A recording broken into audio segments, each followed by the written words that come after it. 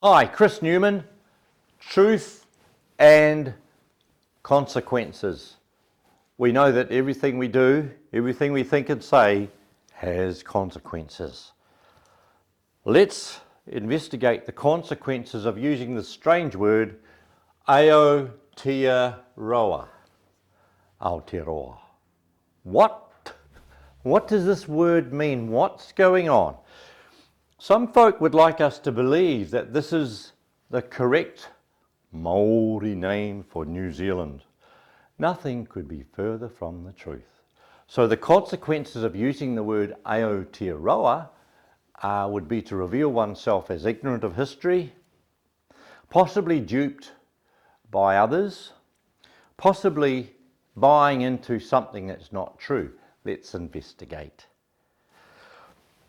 The first discovery of New Zealand was in 1770 when Captain Cook charted the whole coast.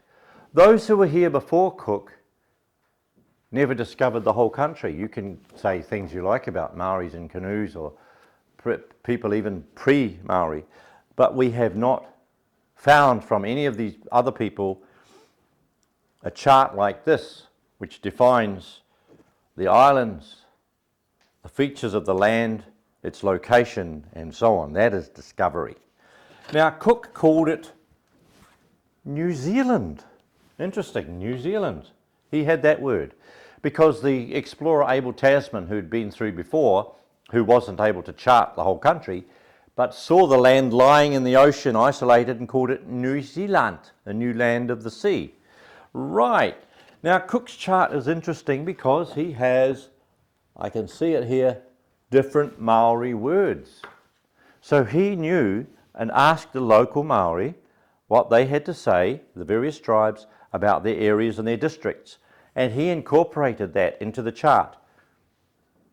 Do you think that if their word for New Zealand was Aotearoa, that he, Captain Cook, would have headed his chart Aotearoa? Well, he didn't. He called it New Zealand. Now, we've got more evidence that New Zealand's name is New Zealand. Whoa! Let's go to something which lots of people love to call the Wakaputanga, or He Wakaputanga. Well, it originally was the Declaration of the Chiefs written by James Busby in 1835. Now, let's investigate the name of that. At the top, this is actually the handwritten Maori version. It says New Tirani. New Tirani is the Maori pronunciation of New Zealand. So now we know that even on the declaration, the words New Zealand were in English and New Tirani in the Maori language. Now let's go to the Treaty of Waitangi, 1840. And now I have a copy here, and the Maori text is down here, and the meaning of the word New Tirani is given in the English side as well as New Zealand. So New Tirani is New Zealand, and that again proves the point. Now let's go further into the historical documents of New Zealand. Queen Victoria's Royal Charter and Letters Patent of 1840 establishes this place is called New Zealand. There is not an Aotearoa in sight. Let's go even further into the historical evidence.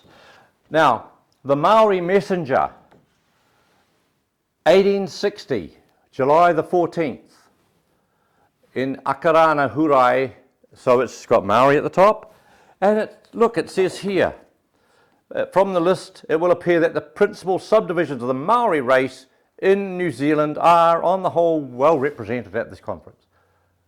New Zealand, no Aotearoa. And this is the Maori Messenger of 1860. So now we've established, without a doubt, the historical evidence is entirely supporting New Zealand and New Tirani.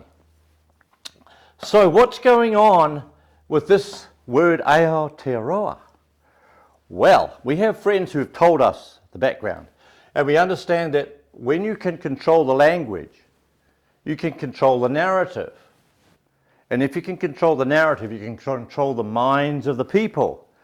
And the secret source behind this is a thing called critical theory or cultural Marxism, which explains how we use language to control the political discourse. So what would be the motive for someone to use Aotearoa when we have a perfectly good word already established among the Maori people of the colonisers and all the settlers operating beautifully since 1770 to the present, doing the job describing the nation, the land and the country, and the people. Monkey business. We can call it cultural weaponisation. It's an attempt to use Maori culture, weaponise it against the people of New Zealand. But in doing that, we degrade Maori culture. These people here doing this language control have absolutely no respect for the chiefs and tribes, the people of New Zealand in 1840 and before then, who knew that this was Te Tiriti, New Zealand. They signed in 1840, the chiefs and tribes and all the people, Captain Hobson, they signed to New Zealand or Te Tiriti, no Aotearoa.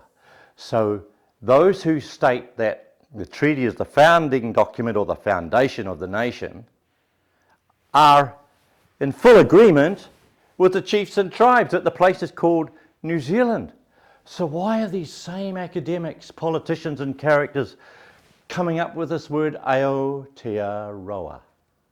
Now you know I've already explained it. We've completed the circle. It's evident. They are using cultural weaponisation in an attempt to control us for political objectives, to divide the country and plunder the spoils.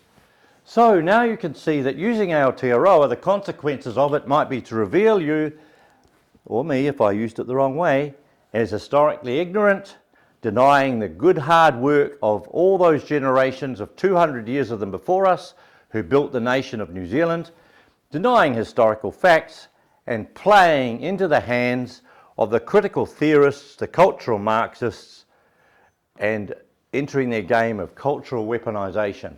And that is what is tearing this nation apart. See it with your eyes open, understand truth, understand consequences, and let us all start making responsible decisions to sort this nonsense out for once and for all. Put that word where it belongs, in the back somewhere. We could use it to refer to parts of Northland or something like that if we wanted to, but it does not describe us. I will leave this case with you right now. I rest it right there because we understand truth and consequences are very real. Chris Newman signing out.